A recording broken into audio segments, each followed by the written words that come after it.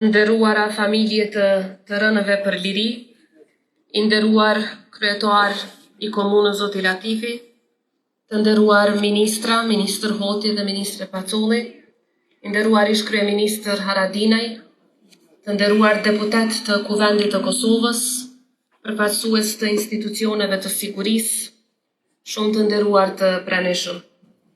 Jemi sërish së bashku edhe këtë vit për të kujtuar, për të nderuar dhe për të mos harruar kurrë një nga plagët më të thella të historisë sonë të re, masakrën në Krushën e Madhe.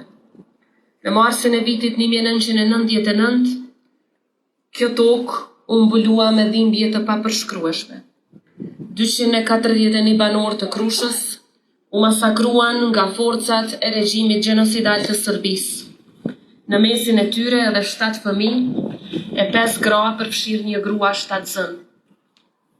Ata nuk u vranë në betejë, por u vranë në fshatin e tyre, në shtëpitë e tyre, në përqafimin e familjeve të tyre.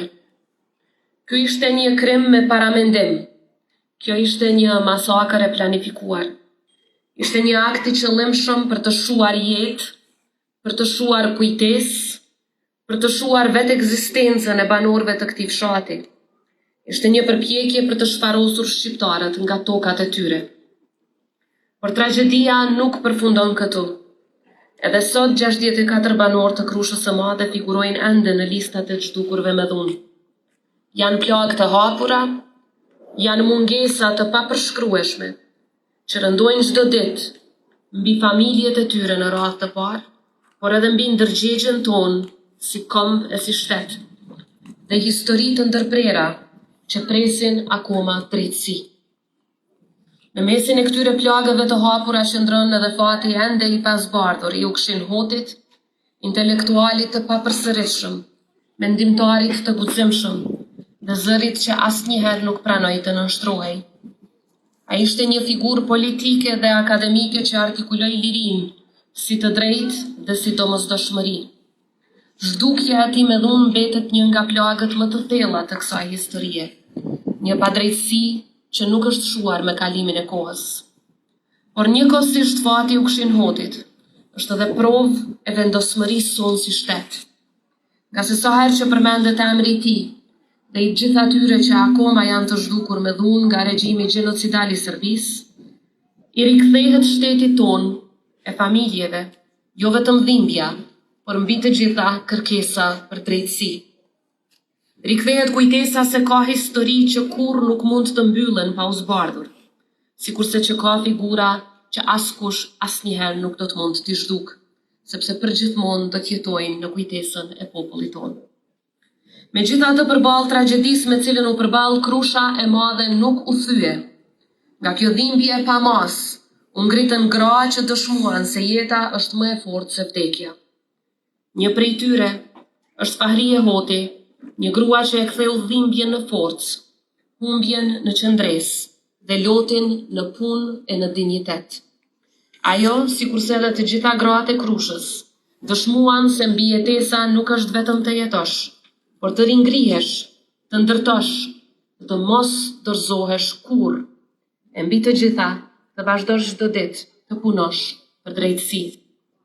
Krusha e Madhe sot është dëshmi e kësaj force, një dëshmi që e pa gjithë bota me sytë e vet.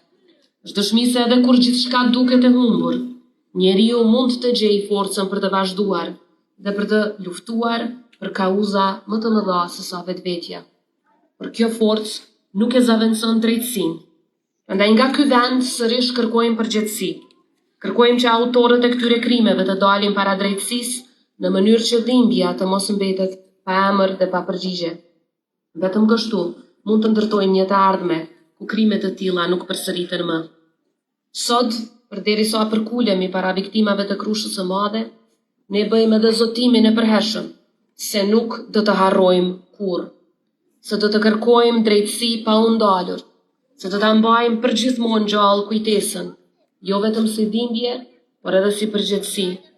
Të shikojmë përpara, por duke mos harruar kurrë, e duke mësuar që ta ndërtojmë një të ardhme ku dinjiteti njerëzor është i paprekshëm. lavdi e përjetshme të gjithë martirëve të Krushës së Madhe, lavdi e përjetshme të gjithë dëshmorëve të ushtrisë qëllimtare të Kosovës, nderim i përjetshëm për intelektualin e papërsëritshëm Ukshin Hotin, nderim i përjetshëm për të gjithë zhdukurit me dhunë për cilët do të vazhdojmë të punojmë që të zbardhet fati i tyre. Zoti e bekoft Krushën, Zoti e bekoft Republikën e Kosovës. Ju faleminderit.